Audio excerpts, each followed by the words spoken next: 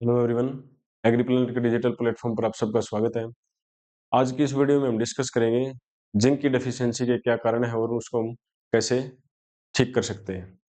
तो देखिए, सबसे पहले हम अगर बात करें कि अगर जिंक की डेफिशिएंसी या जिंक की कमी किसी सॉइल में है, तो वो क्रॉप्स में हमें इस तरीके से देखने को मिलेगी। ये जो वेन्स है या जो क्रॉप्स इसकी लीव्स की नाड़ियां हैं या वेन्स जिनको बोलते हैं, इनमें ये व्हाइटिश ग्रोथ वो सफेद सफेद दिखेंगे आपको।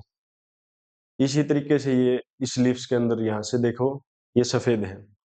और अगर सीवियर डेफिशिएंसी हो जाती है तो वो येलो, व्हाइटिश टू येलो, सफेद से पीलेपन की तरफ वो पत्तियां जो है उसमें देखने को मिलती हैं। अब इसमें अगर जिंक की डेफिशिएंसी है तो उसके क्रॉप्स पे क्या इफेक्ट पड़ता है।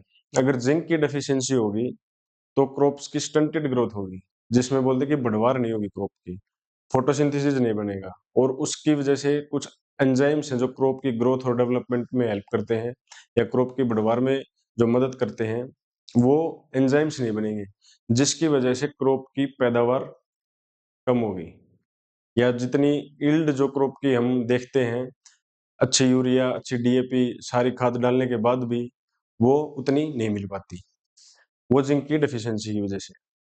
अब हम बात करते हैं कि जिंक की डेफिशिएंसी किस कारण से होती है, क्या क्या कारण है।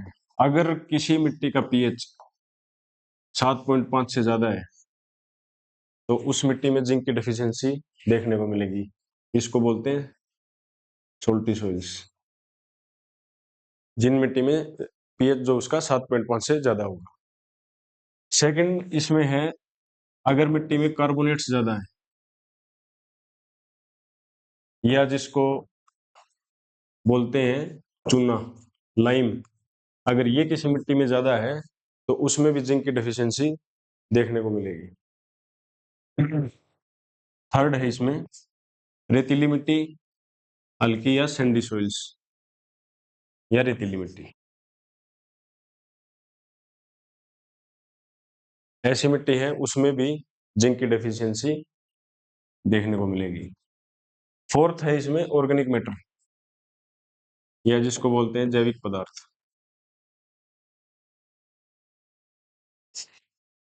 अगर ये किसी सॉइल में कम है तो भी उसमें जिंक की कमी मिलेगी। पीएच ज्यादा है, कार्बोनेट ज्यादा है, या चूना जिसको बोलते हैं, या रेतीली मिट्टी, या अगर ऑर्गेनिक मैटर कम है, इससे क्या होगा, नेचुरली जो है प्राकृतिक रूप से जिंक जो है वो मिट्टी में होता है। लेकिन ये कंडीशन अगर है 7.5 से पीएच ज्यादा है, कार्बोनेट ज्यादा है, तो वो जो जिंक उसमें सॉइल में है, मिट्टी में है नेचुरली, वो प्लांट्स की या क्रॉप्स की जड़ तक नहीं पहुंच पाता है। वो इनसोल्यूबल रहता है, अघुलनशील रहता है, वो घुल नहीं पाता उसमें, और जिसकी वजह से जो रूट्स हैं या क्रॉप्स की जो जड़ें हैं वो उसको अपटेक नहीं कर पाती, उसको ले नहीं पाती हैं। इसलिए जिंक की डेफिशिएंसी जो है क्रॉप्स में या ऐसी इन कारणों की वजह से हमें देखने को मिलती है, अगर ऑर्गेनिक मैटर भी कम है। अब इन चीजों पे कैसे कंट्रोल किया जा सकता है। सबसे पहले तो अगर खेत में जैविक पदार्थ कम है या रेतीली मिट्टी है, पीएच उसका ज्यादा है, कार्बोनेट्स है, तो हरी खाद जैसे ढैंचा या गुआर, इन फसलों को उसमें उगाना चाहिए और मिट्टी में मिला देना चाहिए। दूसरा इसमें ऑप्शन है कि गोबर की जो खाद है वो मिट्टी में ज्यादा से ज्यादा मिलाएं, जिससे ये जो सारी कंडीशन है इन पे काफी हद तक कंट्रोल किया जा सकता है। उसके बाद हम बात करें कि जिंक को हम अप्लाई कैसे, फर्टिलाइजर के रूप में कैसे दें, या कौन से जिंक फर्टिलाइजर होते हैं। तो देखिए, इसमें सबसे पहले जो एक आता है वो है जिंक सल्फेट।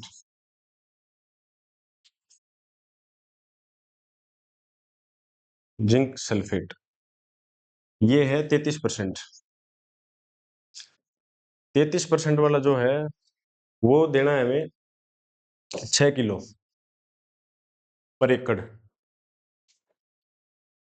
और एक आता है 21%, ये हमें देना है 10 किलो पर एकड़।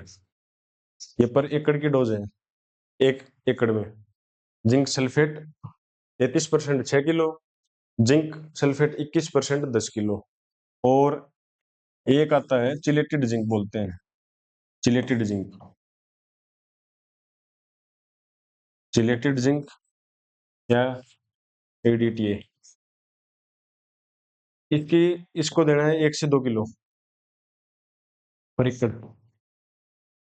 सबसे जो बेस्ट तरीका है जिंक की डेफिशिएंसी को कम करने का, वो है अगर हम ये जिंक सल्फेट 33%, जिंक सल्फेट 21% अगर बुआई के समय फसल में दिया जाए तो वो सबसे ज्यादा कारगर है।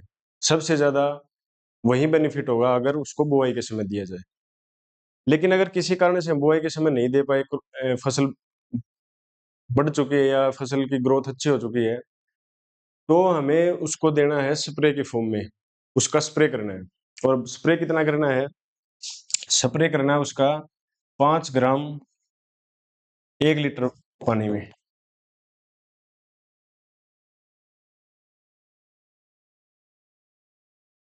1 लीटर पानी में 5 ग्राम के हिसाब से हमें उसको पर एकड़ में स्प्रे करना है। जैसे 200 से 250 लीटर जो पानी है वो 1 एकड़ के लिए काफी होता है। अगर क्रॉप की ग्रोथ थोड़ी ज्यादा है तो वो 300 लीटर तक भी हो सकता है। तो उसके हिसाब से 1 से 2 किलो, वो मैंने बता दिया जैसे 5 ग्राम पर लीटर, उसके हिसाब से जितना पानी 1 एकड़ में क्रॉप की ग्रोथ के हिसाब से जो होगा वो स्प्रे करना है। सेकंड जो ये चिलेटेड जिंक जो है, ये इसका भी स्प्रे किया जाता है। ये थोड़ा महंगा पड़ता है फार्मर्स को, ये काफी कॉस्टली है। लेकिन ये जो पीएच ज्यादा है और कार्बोनेट्स ज्यादा हैं, इन सॉइल में ये काफी इफेक्टिव है, इन सॉइल में ये काफी हेल्पफुल है। तो जिंक अगर पॉसिबल हो तो 21% जिंक हमें अपनी सॉइल में अप्लाई करना चाहिए, क्योंकि सबसे ज्यादा रिजल्ट इसी के हैं जो जिंक सल्फेट 21% आता है। तो आज के लेक्चर में इतना ही। अगर वीडियो अच्छी लगे तो लाइक शेयर सब्सक्राइब जरूर करें, और नेक्स्ट किस क्रॉप्स पे या किस न्यूट्रिएंट की डेफिशिएंसी पे हम आगे डिस्कस कर सकते हैं, तो आप वो कमेंट सेक्शन में कमेंट करके जरूर बताएं। धन्यवाद।